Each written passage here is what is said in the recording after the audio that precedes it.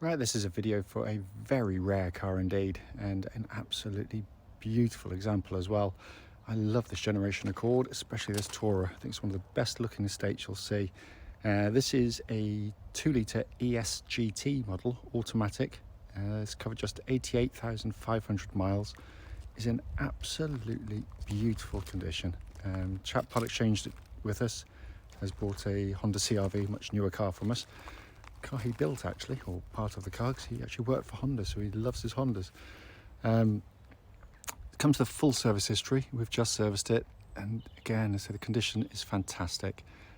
Deeper front air dam on the car, the lower bumper section on these GT models gives it a real presence. Lights and lenses are clear and intact. Bonnet and bumper incredibly clean. Hardly a stone chip anywhere on there at all. Near side of the car, lovely and smooth in the panel work, really clean. Near side front alloy, one that should take loads of bashing. It's only got a minor amount of curbing on it, and it is minor for the age and mileage of the car. And going down the flanks, it's just very clean indeed. Near side rear alloy, pretty much unmarked there. One of my favourite angles for the Tourers is around the back here. It's just a really handsome looking estate car. And back again, all very clean. Offside, driver's side, again wonderfully smooth in the panels. Just does not look like a car of its age and mileage in any way, shape or form. Offside rear alloy, very good, just a tiniest bit of pickling, but nothing much. And the remaining panels are superb. And fine alloy, again, very good indeed. So externally, I mean, it really is in exceptional condition for that age and mileage car. Coming to the boot area, massive boots on the cars. And what's nice to see, I mean, they're beautifully finished. Chap's obviously fitted a load liner, which means the carpeted areas are all in very nice condition. Coming into the back, ESGT's got this lovely half leather interior, and it's been kept wonderfully well. Coming to the front on the passenger side, again, all very clean and tidy.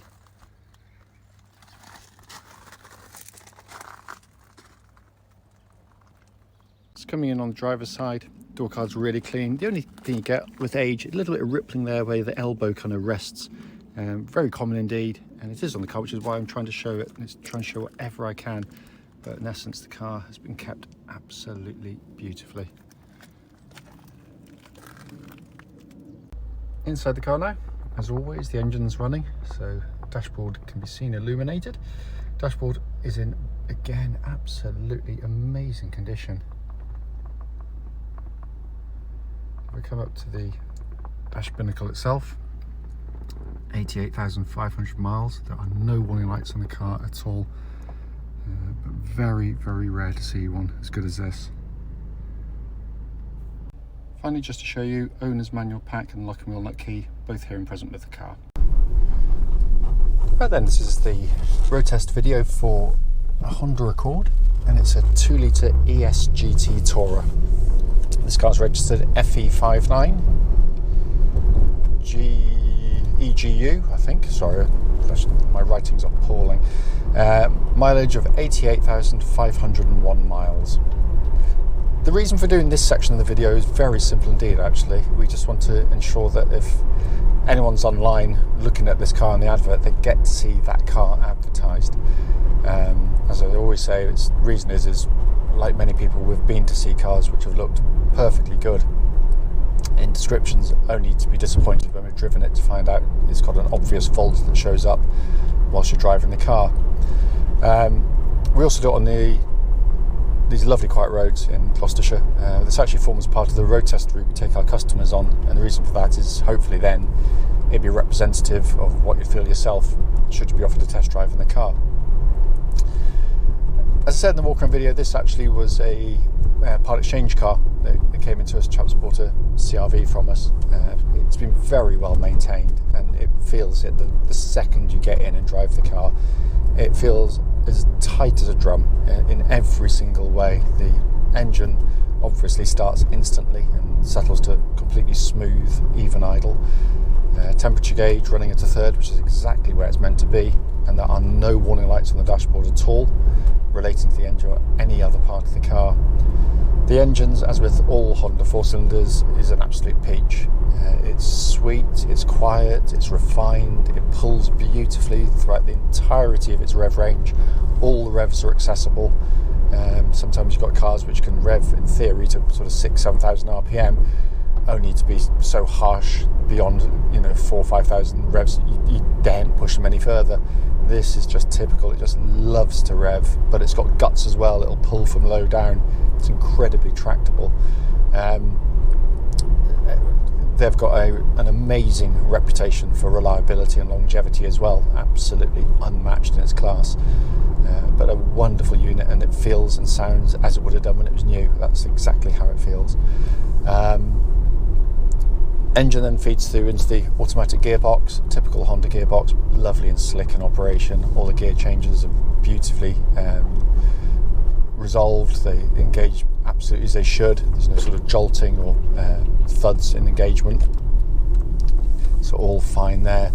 Again, like the gearbox, they've got a reputation for being incredibly robust, so much so we've never touched one in operation. Notwithstanding reputation, as I always said, you should still do the obvious checks on any gearbox. That's to make sure that all the gear changes on the move are smooth, and that when you select drive or reverse from stationary, there shouldn't be a great thud and clunk as it engages. And in every respect, the gearbox is perfect in this car. The next part of the car is possibly my favourite part of the vehicle. It's chassis and steering. I think it's stuff of genius. I really do. And the more you drive them, the more you appreciate how good they are. Because sometimes people get in and can't work out what I'm on about, but it's months down the line you suddenly realise just what an accomplished car this is. The steering, to me, is for a car with electric power steering, which this one's got, is perfection. Because quite often with electric steering they can be vague, light, just horrible. This is the opposite. It's got a lovely weighting. It still tracks dead straight, by the way, without any vibrations, right up to the legal limit. But you turn into the corner there, it's got a kind of a weight to the steering. It's millimetre perfect in terms of its accuracy going through the bends. But its weighting and gearing is just confidence inspiring at any speed, whether you're travelling at high speed, low speed.